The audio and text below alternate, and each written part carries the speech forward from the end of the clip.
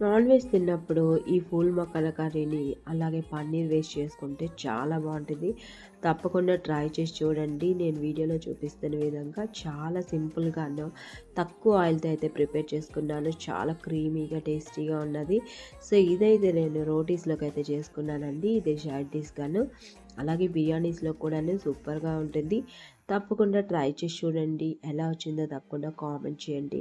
ఇక్కడ నేను మా పిల్లల కోసం చేస్తున్నాను కాబట్టి చాలా తక్కువ మసాలా అయితే వేసుకున్నాను.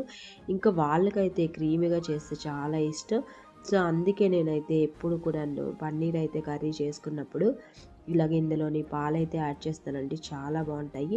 అండ్ ఇక్కడ ఫూల్ మఖానాని యాడ్ చేసుకొని లాస్ట్‌లోని పన్నీర్ కర్రీ ఎప్పుడు చేసుకున్నా కూడాను ఇలా ఆవు పాలనైతే యాడ్ చేసుకోండి. చాలా బావుంటుంది. తప్పకుండా ట్రై చేసి ఎలా వచ్చిందో తప్పకుండా కామెంట్ చేయండి. వీడియో నచ్చితే తప్పకుండా లైక్ చేసి సబ్స్క్రైబ్ చేసుకోండి. అస్సలు మర్చిపోవద్దు. Thank you.